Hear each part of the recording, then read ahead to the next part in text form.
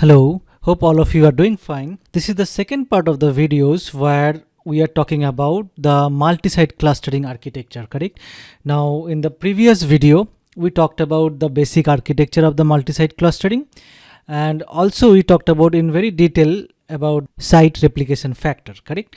Now, in that video, we talked about, so there is another concept called search factor in cluster, right? So we will see what happens to this one in a multi-site environment, and also we talk about another important concept called search affinity. So we'll start with search factor and then we'll slowly move on to the search affinity. Now this video will be part of the Splunk admin playlist, the Splunk 0 playlist over here. And if you see, the last video I have published is the part 1 of the multi-site clustering.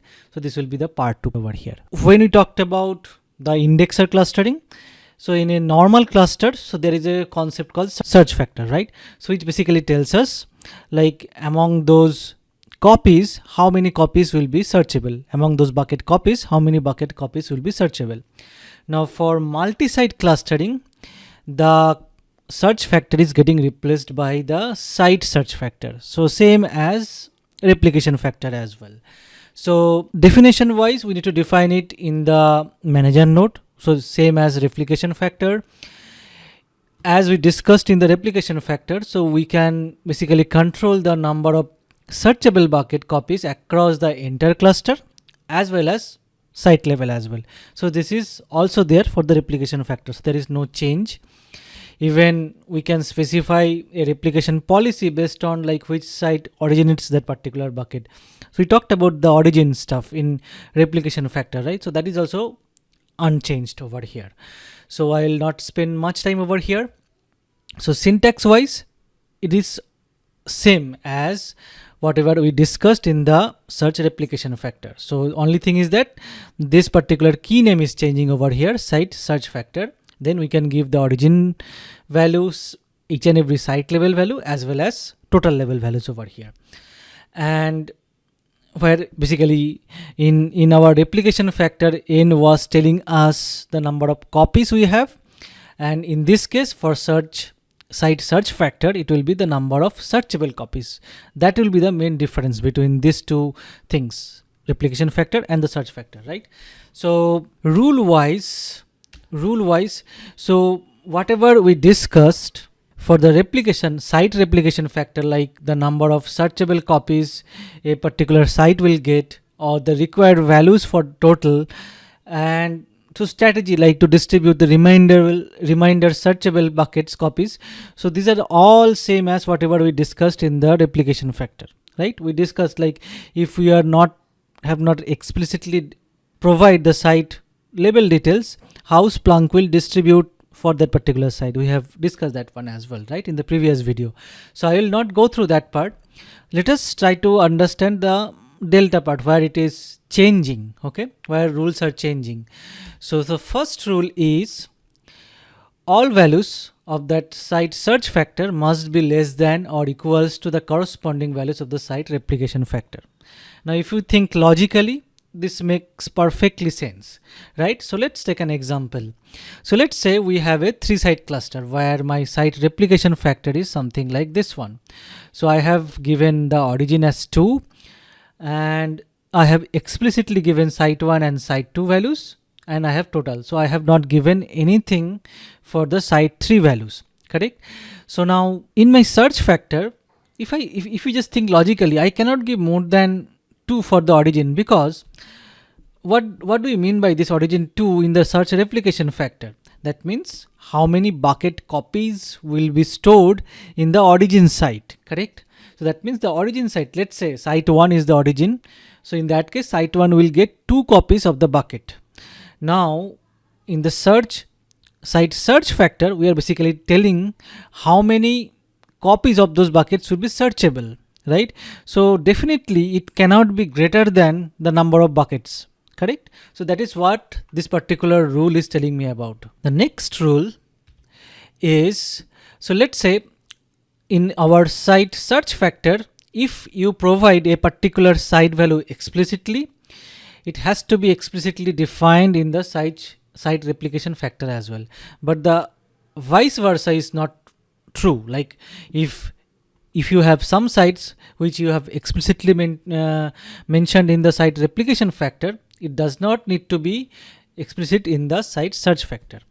Now this is also makes sense. So let us talk about this one. So let's say this particular example over here. So again, we have a 3-site cluster with the replication factor something like this one. So origin is 2, site 1, site 2. There is no site 3 I have mentioned over here. So with a non-explicit site 3.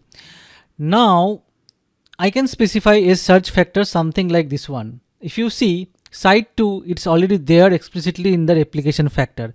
I can mention the site 2 over here.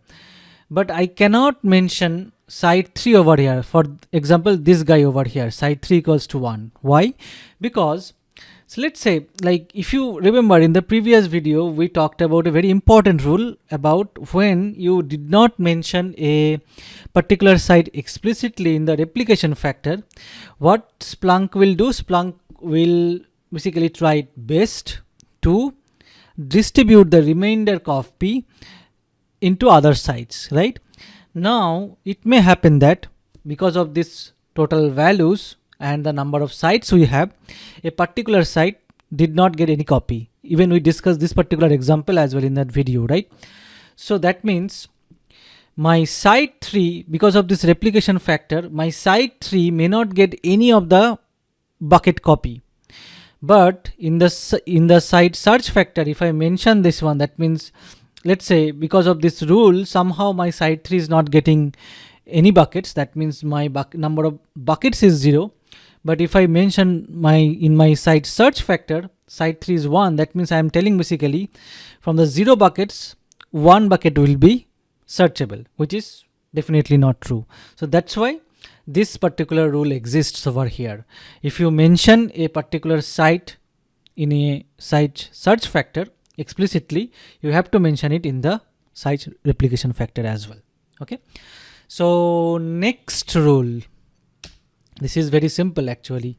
So if you are migrating from the single site cluster, the total value must be at least as large as the site search factor over here, because you may have that many number of peers available for the single site cluster, right? So we will see an example as well to convert, basically to migrate a single site cluster into multi-site cluster as well in future videos.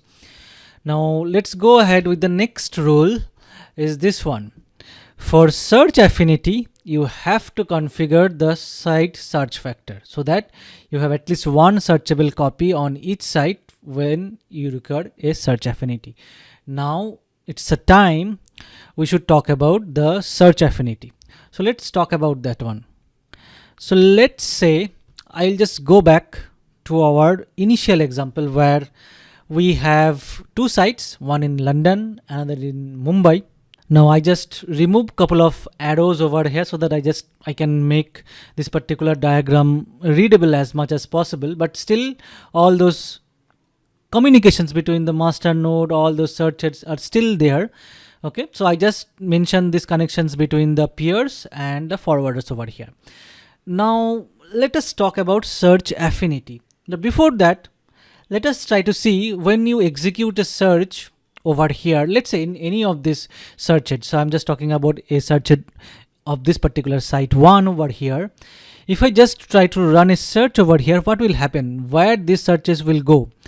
So this will basically distribute to this searcher, will basically give this search to all the peers across the site. Okay. Now think about this scenario where, let's say I have a bucket over here.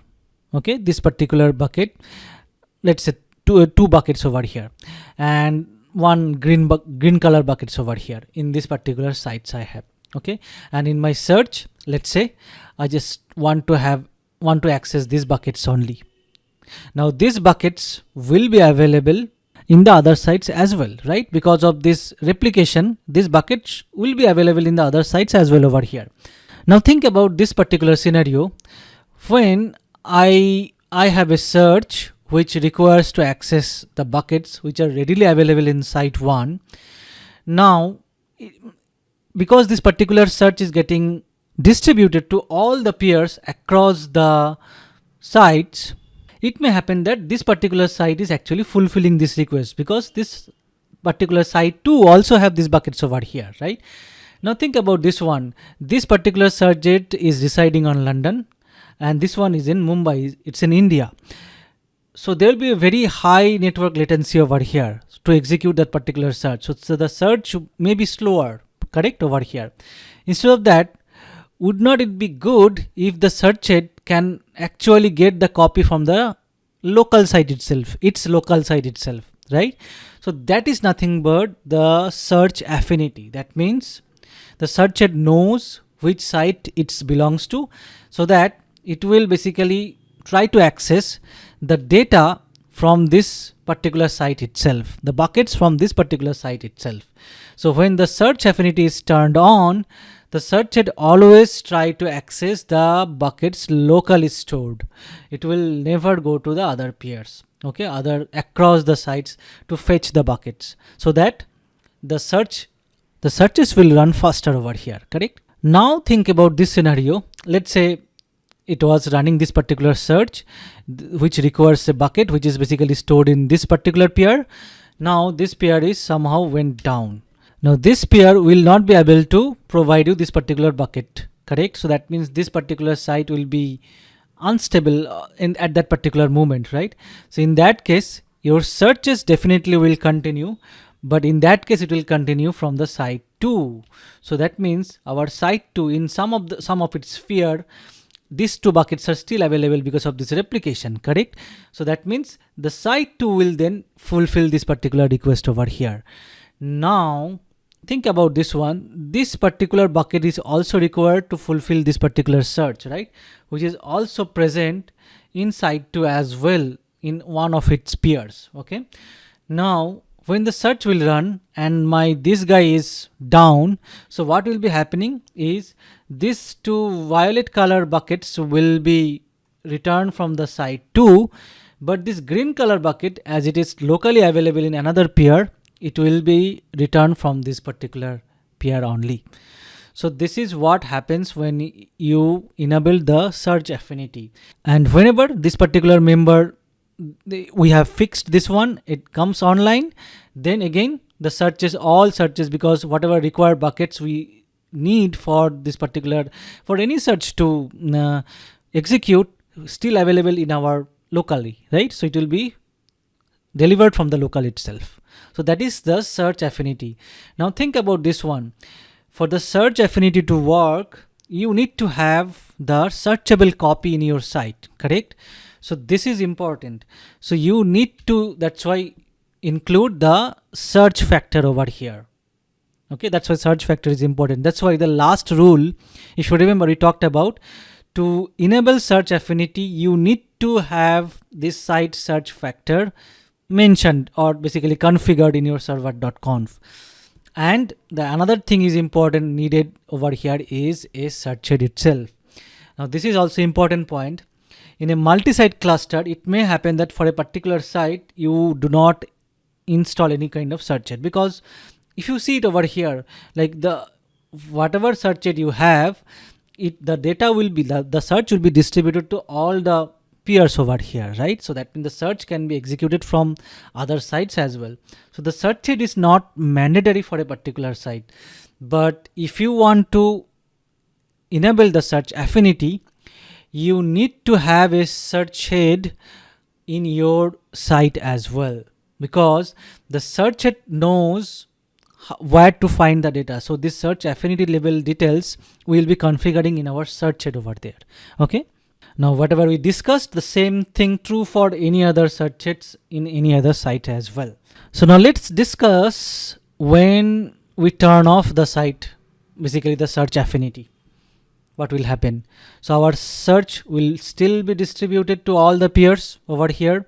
Now let's say I have given a search factor.